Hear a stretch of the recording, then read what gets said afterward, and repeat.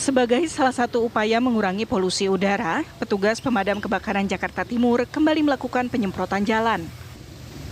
Kali ini penyemprotan dilakukan di Jalan Pulau Mas Raya dan Jalan Pulau Mas Selatan, Kayu Putih, Pulau Gadung, Jakarta Timur. Penyiraman jalan ini dilakukan untuk menurunkan suhu permukaan agar masyarakat lebih nyaman berada di area publik dan untuk menekan tingkat polusi udara DKI Jakarta yang saat ini kian memburuk. Dari Jakarta, Simon Tobing, TV One mengabarkan.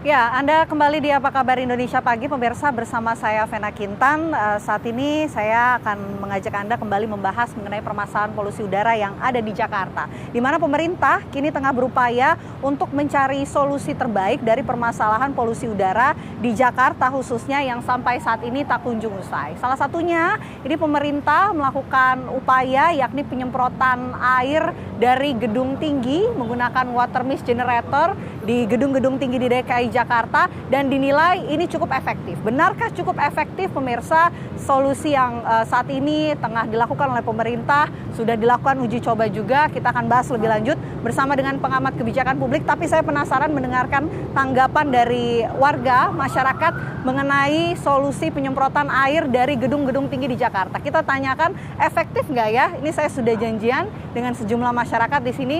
Selamat pagi dengan Pak siapa? Saya Rudi dari Batam. Dari Batam, wah, jauh-jauh dari Batam ke Jakarta. Ya, rencananya ngapain aja Pak? Mau jalan-jalan aja, jalan-jalan, pengen ngerasain keliling kota pakai busway. Okay. Tadi saya habis sholat subuh, langsung cobain busway, enak banget. Sarananya sangat membantu. Cukup sebenarnya. Nyaman ya, Cuman Pak Rudi ya? kan ada isu yang katanya polusi udara itu memang saya rasain sih sebenarnya nggak seberapa beda seperti hari-hari sebelumnya saya kesini ya sekarang ini, tapi kalau ngelihat jumlah kendaraan tadi, padahal pagi-pagi sepagi itu tumpukan kendaraan itu segitu banyak, ya pastilah itu akan jadi mau nggak mau ya harus di kesadaran masyarakat untuk naik kendaraan umum. Nah, ini juga berkaitan dengan yang ingin saya tanyakan Pak Rudi. Kan masalah polusi udara di Jakarta, khususnya Pak Rudi sebagai orang Batam yang datang ke Jakarta merasakan sendiri ini polusi di Jakarta ini seperti apa. Nah, pemerintah hadir dengan solusi salah satunya melakukan penyemprotan air dari gedung-gedung tinggi nih Pak di Jakarta seperti yang ada di sekitar Bundaran HI. Menurut Pak Rudi sendiri, efektif nggak sih yang dilakukan oleh pemerintah ini? Mungkin nggak efektif kalau menurut saya. Tapi kalau misalkan hanya dari gedung, berapa banyak sih gedung tinggi di Jakarta? Tapi kalau keterlibatan seluruh masyarakatnya disadarkan untuk sama-sama untuk nyemprot, tapi itu pun juga mau dia seberapa tinggi dia punya rumah untuk masyarakat itu. Jadi hujan buatan juga mungkin biayanya mahal, ada pertimbangan macam-macam. Tapi kalau menurut saya bagusnya sih kendaraan itu tadi, kendaraan yang begitu banyak yang harus diatur betul-betul. Jadi jumlah kendaraan, kemudian kesadaran masyarakat untuk bisa menggunakan angkutan sarana angkutan yang disediakan pemerintah, itu pasti akan mengurangin polusi. Karena sumbernya kan dari kendaraan bermotor ininya, asapnya itu. Karena kalau pabrik mungkin jauh-jauh ya dari sini, nggak ada di dalam kota Jakarta. Kira-kira itu. Jadi dari Pak Rudi sendiri mengatakan bahwa lagi-lagi harus ada kesadaran dari masyarakat untuk sama-sama kita menangani permasalahan polusi udara. Tapi kalau dari sisi pemerintah, Pak Rudi nih harapannya apa nih Pak untuk permasalahan ini? Ya, pemerintah pastinya kalau serius untuk mengurusin ini nggak akan sulit gitu kan, nggak akan sulit. Kalau mereka serius pasti nggak sulit. Saya juga sudah janjian dengan Pak Toto di sini. Pak Toto, ini menurut Pak Toto solusi apa yang harusnya dilakukan pemerintah dengan masalah polusi udara, Pak? Ya, saya rasa sama dengan Pak Rudi ya, bahwa pemerintah juga harus lebih serius menangani masalah polusi, khususnya memberikan informasi seluas-luasnya kepada masyarakat untuk bisa menggunakan public transportation. Nah, itu menurut saya yang paling efektif. Karena kita harus melihat sumber dari polusi itu adalah kendaraan bermotor. Dan ini bukan sekali ini Jakarta ya menjadi sorotan kalau polusinya tingkatnya tinggi sekali. Jadi tidak ada faktor lain, memang kita sama-sama dengan pemerintah lah ya, itu harus menangani masalah polusi di Jakarta ini. Oke, baik, terima kasih banyak Pak Rudi, dan juga Pak Toto. Selamat kembali menjalankan aktivitas. Selamat juga kembali ke Batam. Hati-hati di jalan. Terima kasih Pak Rudi, Pak Toto. Selamat pagi. Ya, saya akan membahas lebih lanjut mengenai hal ini, pemirsa, bersama dengan pengamat kebijakan publik. Ada Pak Trubus Rahadiansyah. Selamat pagi, Pak Trubus. Selamat pagi, Mbak. Ya. Oke, gimana, sehat, Pak? Alhamdulillah. Di tengah kota Jakarta seger ya, Pak. Oke, Pak Trubus, langsung saja nih, Pak. Ini kan permasalahan polusi udara di Jakarta belum selesai-selesai ya. Pemerintah rasa-rasanya muncul dengan berbagai macam cara untuk bisa mencari solusi. Salah satunya nih Pak yang terbaru, melakukan penyemprotan air dari gedung tinggi di Jakarta menggunakan water mist generator. Gimana Pak? Dinilai cukup efektif oleh Menteri LHK. Tapi benar, cukup efektif kan? Iya, menurut saya belum, Mbak. Belum, karena kan penyemprotan lewat gedung-gedung itu sendiri sebenarnya kalau hasil riset ilmiah kan masih menjadi bahan perdebatan kan. Artinya kalau yang sudah dilakukan itu India misalnya selama menyemprot itu hasilnya juga nggak memadai gitu ya, artinya jauh dari harapan.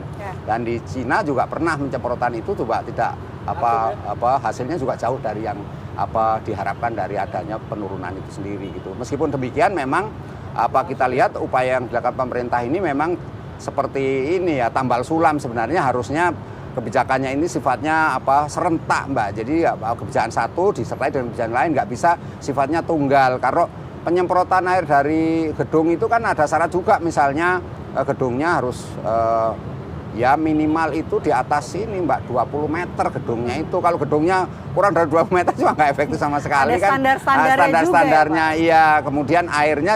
Kemudian airnya dari mana kan harus dipersiapkan juga, masa air pump yang nggak mungkin kan boros gitu jadinya. Karena biayanya juga cukup mahal. Di satu sisi gedung-gedung itu juga dari ini kan nggak semuanya sama pemiliknya, artinya di situ memiliki fasilitas yang sama terhadap punya generator sebagainya kan. Lalu misalnya diwajibkan punya generator tanpa ada bantuan dari pemerintah, mereka juga keberatan kan gitu. Jadi memang pemerintah harus memberikan ini semacam ya hadiah gratis lah kepada mereka agar punya generator di setiap gedungnya kalau memang mau kebijakan ini diterapkan. Tapi yang jelas ini uji coba yang selama ini dilakukan harus disertai dengan kebijakan lain seperti misalnya rekayasa cuaca, Mbak. Karena ini kan persoalannya sebenarnya gini, Mbak. Masalah polusi di Jakarta ini sampai hari ini kan kita tidak tahu sesungguhnya sumbernya dari mana gitu kan.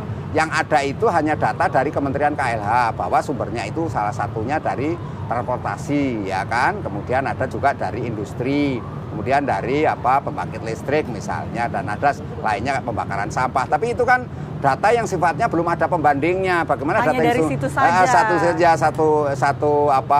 Istilahnya ada satu data tunggal dari pemerintah, belum ada data dari pihak lain atau penelitian yang menunjukkan bahwa datanya tidak seperti itu. Nah ini harusnya ketika mau mengambil satu kebijakan harus dilihat dulu akar persoalannya di mana kan gitu. Kalau ini kan akar persoalannya tidak diketahui, hanya data mengatakan itu kendaraan berasal dari moda transportasi, kemudian dari industri begitu, Mbak. Sehingga menurut saya yang ada kebijakannya ya seperti pemadam kebakaran jadinya kan gitu, begitu bersifat jangka pendek, kemudian dicoba trial error, tapi tidak ada satu bagaimana kemudian kebijakan itu ke depannya seperti apa kan gitu. Karena memang kalau polusi ini kan saya rasa ini faktornya kan banyak ya, jadi harusnya penyelesaian juga banyak, dalam arti faktor-faktor yang menyebabkan polusi itu dengan wilayah penyangga juga harus didiskusikan gitu. Seperti apa ini kan setiap daerah beda-beda menanganinya. Misal Jawa Barat dengan caranya sendiri, ada pakai WFH,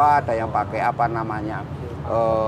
sistem rekayasa cuaca misalnya. Nah ini sekarang di Jakarta juga harus disamakan, sebenarnya semua harusnya sama serentak gitu. Sehingga yang penting adalah masyarakat, Mbak. Masyarakat ini harus punya kesadaran bahwa kondisinya harus waspada ini polusi udara ini, dan pemerintah sebenarnya kebijakannya kalau mau ya sekalian aja KLB, Mbak. Jadi tetapin aja KLB sehingga masyarakat itu dicoba selama 1 bulan itu mobilitasnya dikendalikan gitu. Dikurangi. Ada penurunan enggak? Karena kita kan selalu terbayang pada penanganan pandemi Covid kemarin, Mbak, Gunung Salak terlihat dari Jakarta dengan terang benderang gitu. Ya, jadi karena itu masyarakat berharap seperti itu. Nah, kalau memang langkah itu yang paling efektif ya itu mobilitas masyarakat. Nah, bagaimana masyarakat ditekan ya dengan cara kebijakan-kebijakan misalnya penyediaan transportasi umum. Bukan berarti tidak boleh bermobilitas karena nanti dampaknya ke ekonomi, Mbak, kalau misalnya ini dilakukan itu toh gitu. Jadi ini yang harus dilakukan oleh pemerintah menurut saya. Mobilitas masyarakat diperbolehkan tapi menggunakan transportasi umum dan itu disediakan oleh pemerintah dengan biaya yang gratis ya. Jadi masyarakat tetap bermobilitas tetapi semuanya terkendali oleh pemerintah. Oke. Pak Trubus, ini kembali lagi lah ke kebijakan ataupun solusi yang saat ini tengah dilakukan oleh pemerintah soal water mist generator itu. Nah, Pak Trubus kan tadi sudah mengatakan kalau rasa-rasanya ini masih kurang efektif ya untuk bisa menekan polusi udara yang sampai saat ini masih menjadi masalah di DKI Jakarta.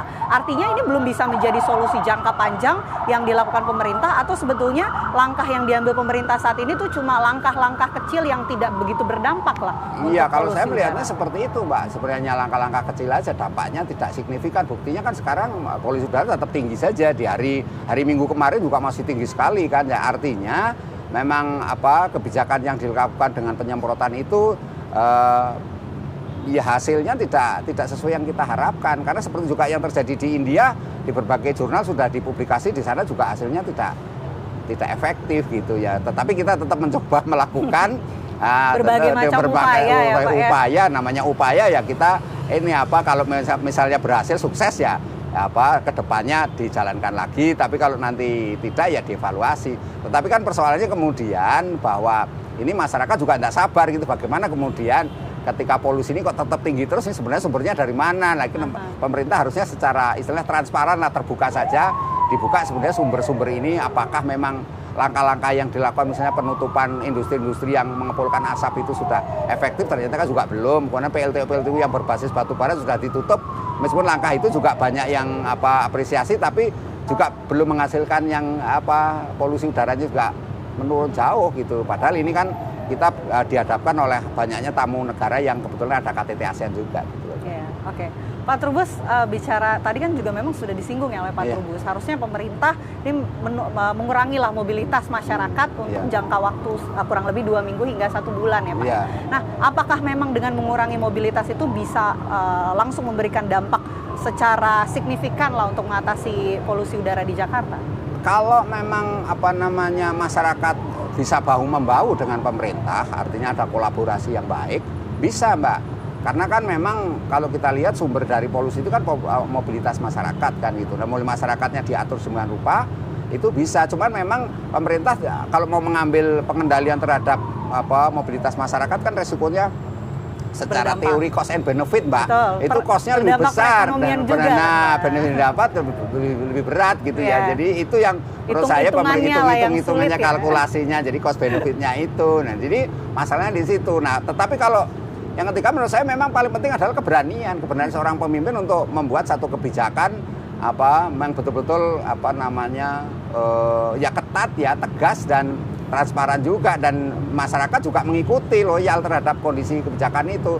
Tapi ini memang situasinya kan situasi ya di akhir masa pemerintahan ini, kemudian udah mau pilkada, khawatir saya pemilu juga 2024 pesta demokrasi, mesti segala sesuatunya serga dipolitisasi, kemudian tanpa ujung kemudian bagaimana penyelesaian yang menyeluruh terhadap persoalan polusi udara ini, Mbak.